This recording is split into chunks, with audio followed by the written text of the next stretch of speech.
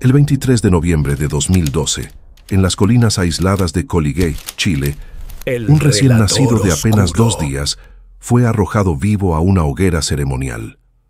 Su nombre era Jesús Castillo Guerra. Su crimen, haber nacido. Su sentencia, ser considerado la encarnación del anticristo por su propio padre, un hombre que se hacía llamar Antares de la Luz y que afirmaba ser Dios en la tierra.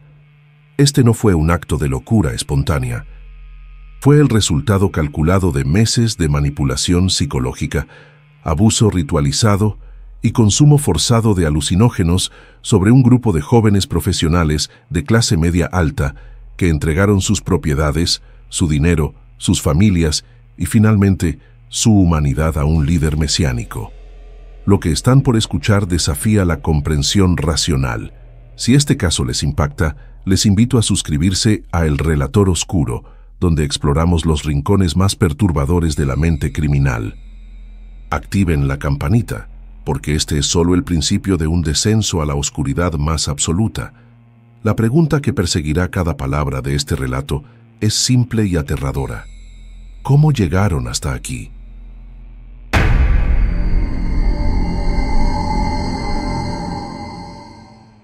Ramón Gustavo Castillo Gaete nació el 20 de diciembre de 1977 en Santiago de Chile. No provenía de la marginalidad ni del abandono. Su familia era de clase media, sus padres separados pero presentes.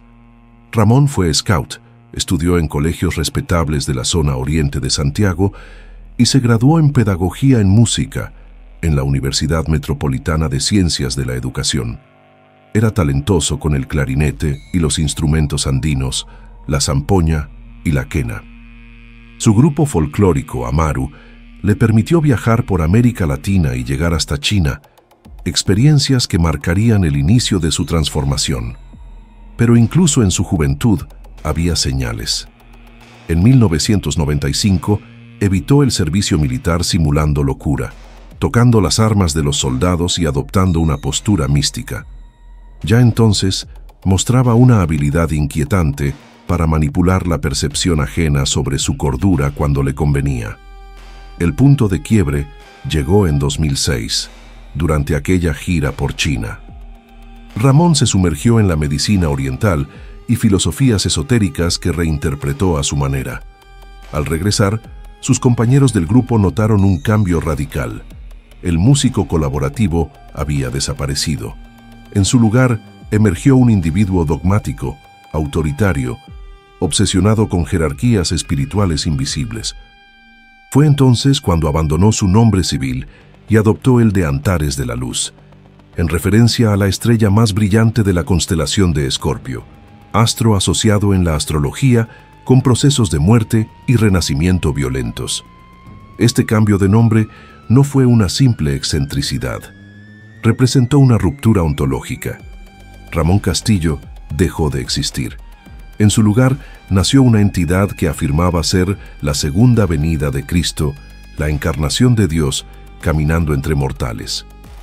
La literatura criminológica documenta que estas transformaciones en líderes sectarios a menudo coinciden con brotes psicóticos no tratados o con la cristalización de un trastorno de personalidad narcisista maligno, donde el sujeto reestructura la realidad entera para sostener su grandiosidad delirante.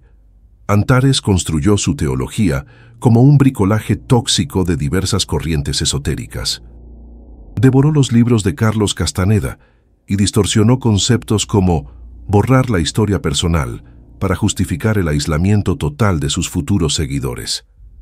Se apropió de la escatología maya y la profecía del 21 de diciembre de 2012 como mecanismo de urgencia cósmica. Predicaba un gnosticismo dualista, donde él y sus elegidos eran luz pura, mientras el mundo exterior, las familias, los amigos, eran oscuridad que debía ser extirpada. Lo que Antares estaba construyendo no era una comunidad espiritual, era una trampa psicológica perfecta, diseñada para capturar mentes vulnerables y convertirlas en extensiones de su voluntad. Y pronto encontraría a sus víctimas perfectas, jóvenes educados, con recursos económicos, buscando desesperadamente un sentido en un mundo que les parecía vacío. La pregunta que surge es inevitable. ¿Era Antares un psicópata calculador que usaba el delirio místico como herramienta o realmente creía en su propia divinidad? La respuesta probablemente habita en una zona gris, donde la manipulación consciente y el delirio genuino se retroalimentaban mutuamente. Lo que es indiscutible es que para 2010, Antares ya no era Ramón, era algo mucho más peligroso.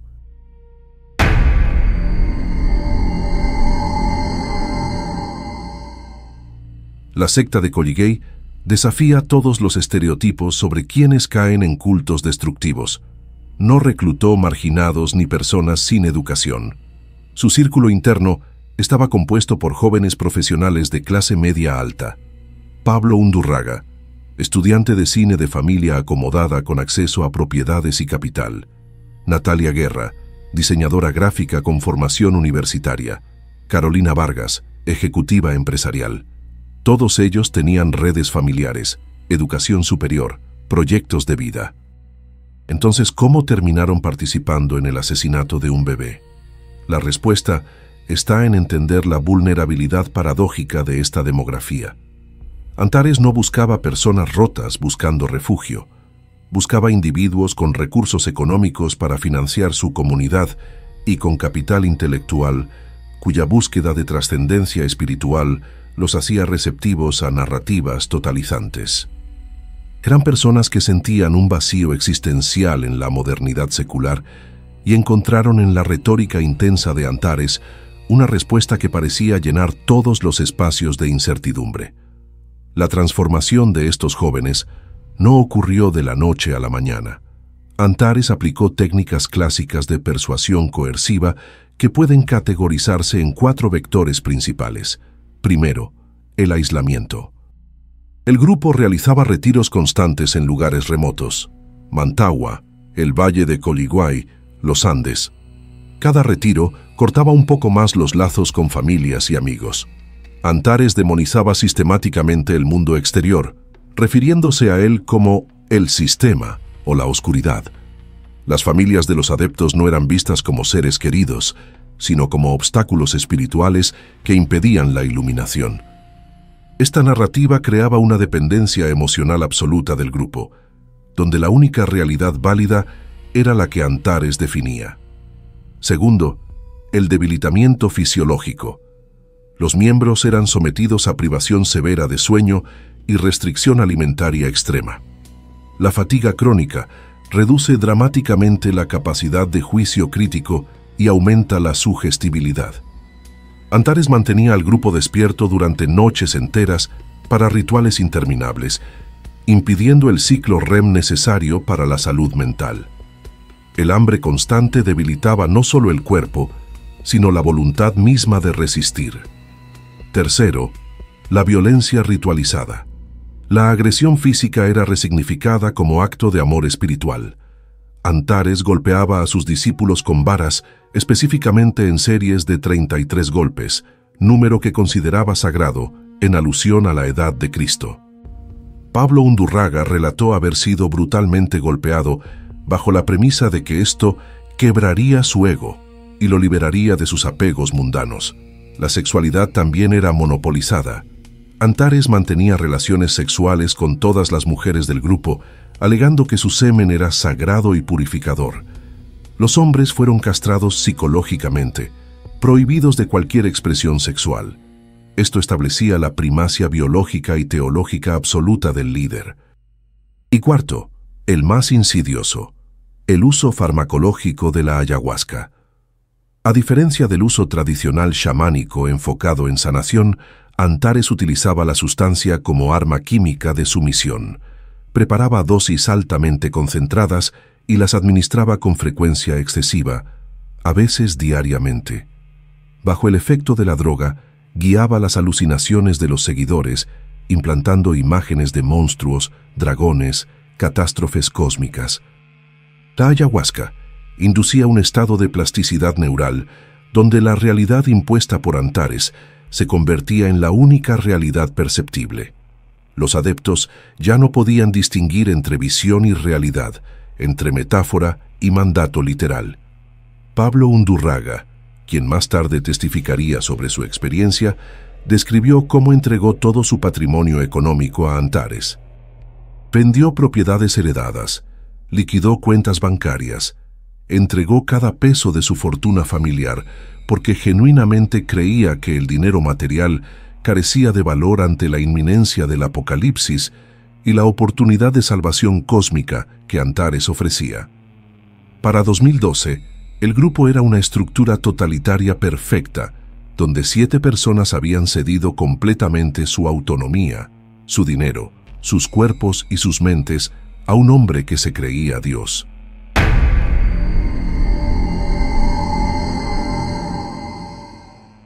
En 2012, algo inesperado fracturó la teología de Antares. Natalia Guerra quedó embarazada de él. Según la doctrina que el propio líder había establecido, siendo Dios encarnado, su misión era puramente espiritual. No debía procrear carnalmente. El embarazo físico contradecía su naturaleza divina desencarnada y amenazaba toda su construcción teológica. La disonancia cognitiva debió ser monumental, pero Antares no admitió error. En lugar de eso, reescribió la narrativa con una explicación más oscura. La criatura no era su hijo, sino el fruto de una traición espiritual, una manifestación de la oscuridad acumulada en el grupo. Decretó entonces que el feto era la encarnación del anticristo, enviado específicamente para sabotear su misión de salvar al mundo del apocalipsis que se aproximaba el 21 de diciembre. El embarazo se convirtió en una gestión de crueldad y ocultamiento. Natalia fue aislada en una casa en la ciudad de Los Andes, prohibida de contactar a su familia, mantenida bajo vigilancia estricta de Carolina Vargas y otros miembros. Durante los 9 meses de gestación, Antares intentó provocar un aborto espontáneo mediante ayunos forzados y negligencia deliberada, pero el embarazo persistió. Natalia participó activamente en el ocultamiento. Mintió sistemáticamente a su familia, enviando mensajes afirmando que estaba viajando por el sur de América, que estaba bien, que pronto regresaría. Aceptó la narrativa demoníaca sobre el ser que crecía en su vientre. Ya no era su hijo, era el enemigo cósmico. El 21 de noviembre de 2012, paradójicamente, el parto ocurrió dentro del sistema de salud formal. Natalia dio a luz en la clínica Reñaca de Viña del Mar. El bebé nació completamente sano y fue registrado civilmente como Jesús Castillo Guerra. Antares permitió el parto hospitalario únicamente porque un parto domiciliario sin asistencia médica representaba un riesgo demasiado alto de muerte para Natalia, a quien aún consideraba útil, o de exposición legal inmediata si algo salía mal. Apenas 2 días después del alta médica, madre e hijo fueron transportados al Fundo Los Culenes en Colliguay. La sentencia de muerte ya había sido pronunciada. Durante esos 2 días en la clínica, el bebé fue alimentado, limpiado, cuidado por personal médico que no tenía idea de que estaban tratando con miembros de una secta apocalíptica. Enfermeras tomaron fotos del recién nacido, como hacen con todos los bebés. Jesús Castillo Guerra fue un bebé normal durante exactamente 48 horas. Pudo haber tenido una vida, pudo haber crecido, ido a la escuela, tenido amigos, amores, sueños, pero su padre había decidido otra cosa. En algún momento de esos 2 días, mientras Natalia sostenía a su hijo en brazos, ¿habrá tenido un destello de duda? ¿Habrá mirado esos ojos recién abiertos y sentido algo más que la narrativa implantada por Antares? Los registros no lo dicen. Lo que sabemos es que cuando el grupo se reunió en Colliguay la noche del 23 de noviembre, ella estaba presente. Ella entregó a su hijo, y lo que sucedió esa noche trascendió cualquier límite de horror imaginable. El dinero que Pablo Undurraga había entregado, las propiedades vendidas, los ahorros liquidados, todo ese capital acumulado por generaciones de trabajo honesto, había financiado esta pesadilla: el alquiler de casas aisladas, la compra de ayahuasca, la manutención de un grupo que ahora se preparaba para cometer el crimen más impensable.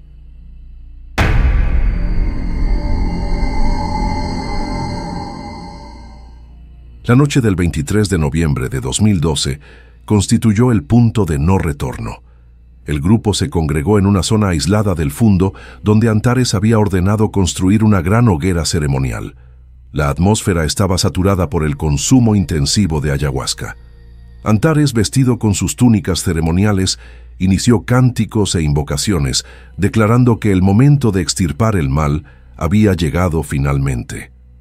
La fecha no era casual. Faltaban menos de 30 días para el supuesto fin del mundo. Ordenó a Pablo Undurraga que trajera al bebé y a la madre. El recién nacido lloraba intensamente, como lloran todos los bebés cuando tienen hambre, frío o miedo. Pero la respuesta de Antares no fue compasión paternal, fue furia. Interpretó el llanto como una manifestación demoníaca, la prueba final de que aquella criatura no era humana, sino una entidad maligna que intentaba manipularlos emocionalmente. Lo que sucedió después fue documentado en las confesiones judiciales con una precisión forense que resulta insoportable de procesar. Antares ordenó que el bebé fuera silenciado. Natalia Guerra y Pablo Undurraga, actuando bajo su mandato, colocaron cinta adhesiva sobre la boca del infante para acallar su llanto. Enseguida amarraron sus pequeñas manos y pies con cuerdas, empaquetando el cuerpo como si fuera un objeto inanimado, no un ser humano de 2 días que dependía completamente de ellos para sobrevivir.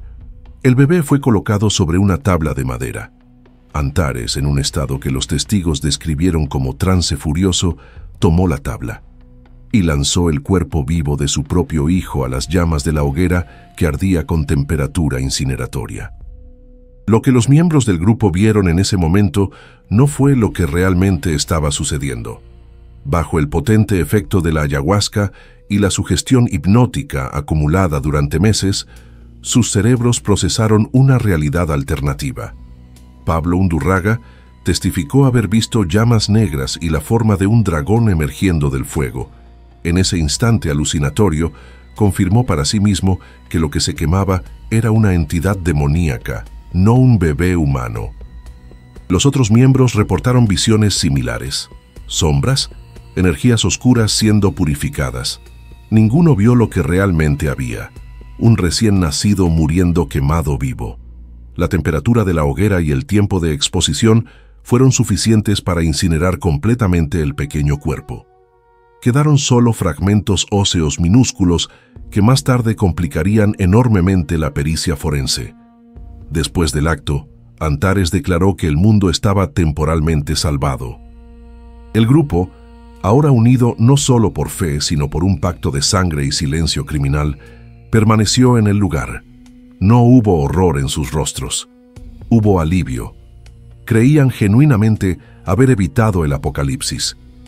Durante los días siguientes, la secta continuó sus rituales como si nada excepcional hubiera ocurrido. El tema del bebé simplemente dejó de existir en las conversaciones. Natalia no mostró señales externas de duelo. Pablo no expresó remordimiento. El dinero del grupo seguía fluyendo para mantener la operación: alquiler de propiedades, compra de alimentos escasos, más drogas. La maquinaria continuaba funcionando, pero el apocalipsis profetizado para el 21 de diciembre llegó y pasó sin eventos cataclísmicos. Los supermercados seguían abiertos, el sol salió como siempre. Las profecías fallidas son momentos críticos para sectas apocalípticas. Antares utilizó el sacrificio de noviembre como explicación. El mundo no acabó precisamente porque ellos tuvieron el coraje de eliminar al anticristo. Transformó el fracaso profético en éxito esotérico. Pero la realidad comenzó a filtrarse. El dinero se agotaba. Pablo Undurraga había liquidado todo su patrimonio y no quedaba nada más que vender. La comida escaseaba. La violencia de Antares aumentaba conforme su control se debilitaba. Las grietas en la estructura del grupo comenzaron a aparecer.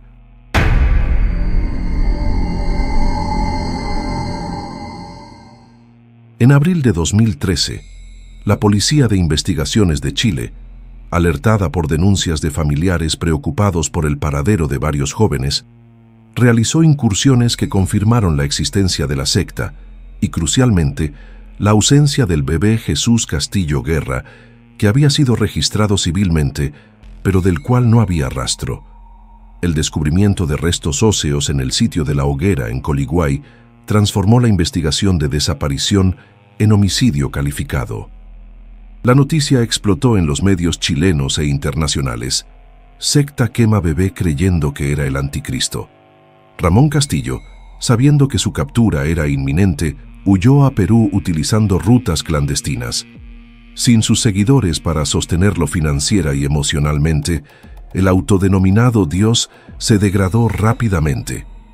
En Cusco, elegida probablemente por su resonancia espiritual andina, vivió como indigente, escondiéndose en una casa abandonada que los locales consideraban embrujada. El 1 de mayo de 2013, apenas un mes después de huir, la policía peruana encontró su cuerpo colgado de una viga.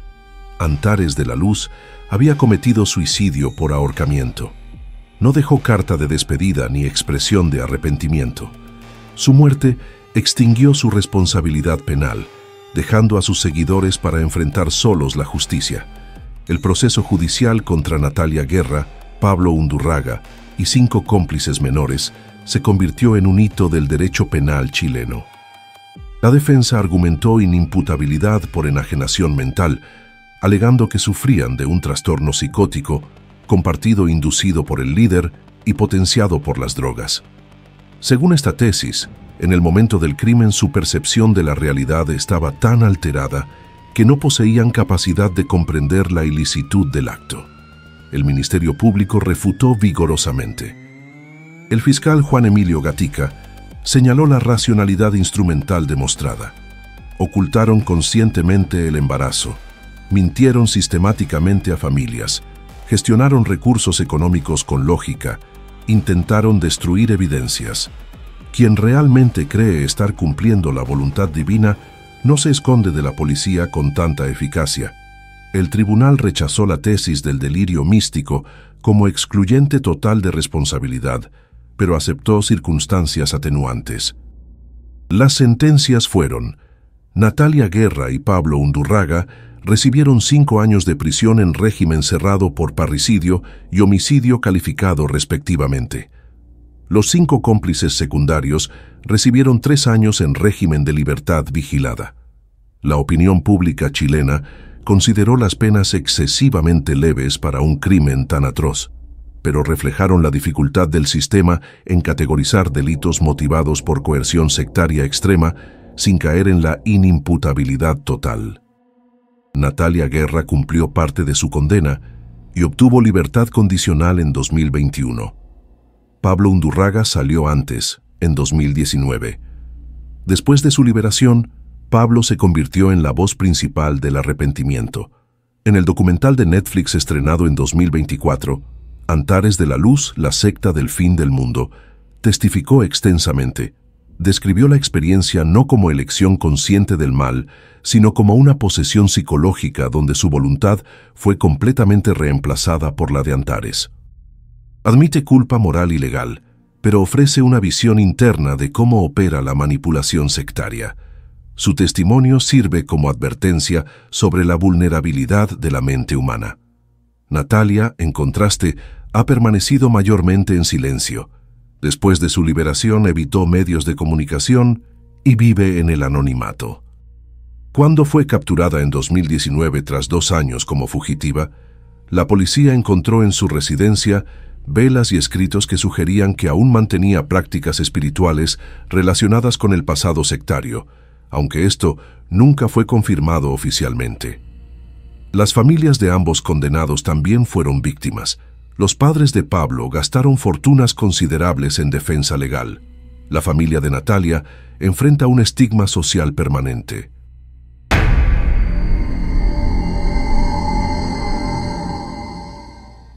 El caso de Antares de la Luz y la secta de Coliguay permanece como una herida abierta en la memoria colectiva chilena. El sacrificio de Jesús Castillo Guerra, un bebé que vivió solo 2 días, es un recordatorio perpetuo de hasta dónde puede llegar el fanatismo cuando se combina con manipulación psicológica sistemática, aislamiento social y alteración química de la conciencia. Este caso desmonta la idea reconfortante de que solo los débiles caen en sectas. Demuestra que en momentos de crisis existencial, la promesa de certeza absoluta puede seducir incluso a los más educados y privilegiados. Antares ofreció luz y propósito a una generación desencantada, cobrando en cambio sus almas, su dinero, su racionalidad y, finalmente, la vida de un inocente. La justicia penal cumplió su función punitiva dentro de los límites legales, pero la comprensión completa del porqué reside en zonas grises de la psique humana, donde la búsqueda de trascendencia puede derivar en tragedia absoluta. Si este relato les ha impactado, les invito nuevamente a suscribirse a El Relator Oscuro. Compartan este video para que más personas conozcan esta historia y aprendan a identificar las señales de manipulación sectaria. La oscuridad existe, pero solo la luz del conocimiento puede prevenirla. Hasta el próximo caso.